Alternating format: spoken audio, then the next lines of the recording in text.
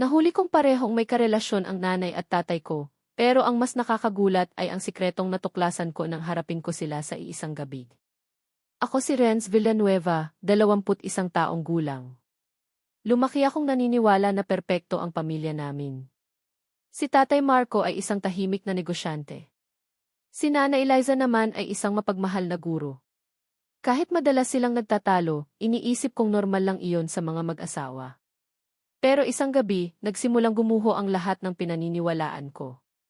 Habang hinahanap ko ang charger ko sa sala, napansin kong naiwan ni tatay ang kanyang cellphone. Biglang may pumasok na mensahe. Miss na kita. Kailan tayo magkikita ulit?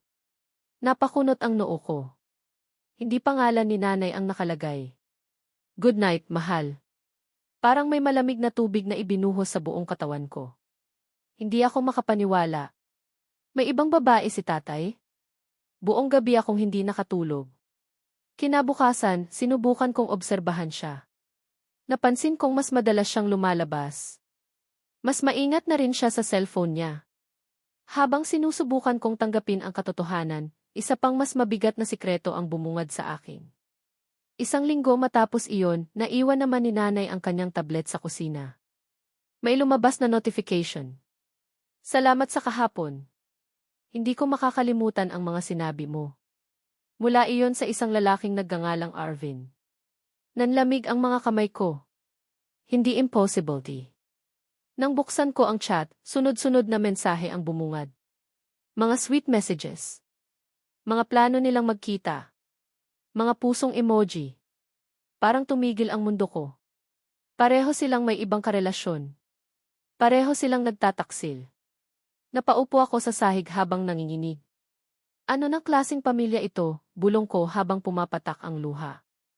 Sa loob ng ilang araw, kinimkim ko ang lahat. Pero habang tumatagal, lalo akong kinakain ng galit. Hanggang sa dumating ang gabing hindi ko na kinaya. Pareho silang nasa hapagkainan. Tahimik na kumakain. Parang walang mali.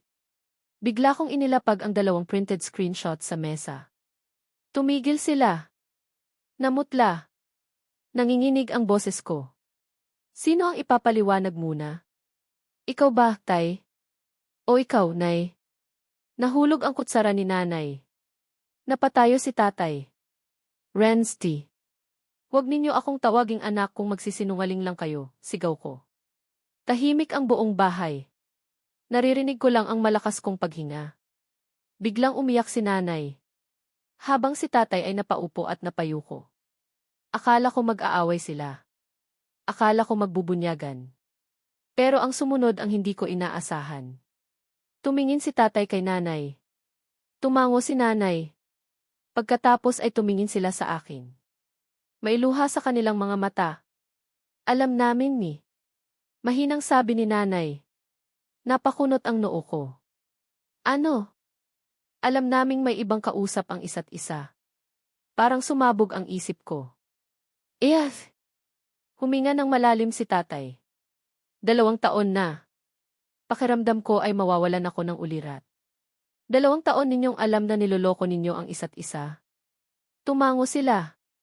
Doon ko nalaman ang buong katotohanan. Matagal na palang nasira ang relasyon nila. Nananatili lang silang magkasama dahil ayaw nilang maranasan ko ang paghihiwalay ng mga magulang. Pero habang pilit nilang inililigtas ang imahe ng pamilya, unti-unti naman nilang sinisira ang kanilang sarili. Umiyak si nanay. Akala namin tama ang ginagawa namin para sa'yo. Sumagot si tatay habang basag ang boses. Pero lalo lang pala naming pinalala ang lahat. Napaupo ako. Hindi ko alam kung sino ang sisisihin. Galit ako. Nasasaktan. Nalilito.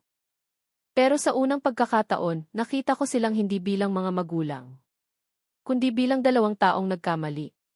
Makalipas ang ilang buwan, nagdesisyon silang maghiwalay ng maayos. Walang sigawan. Walang demanda. Walang gulo.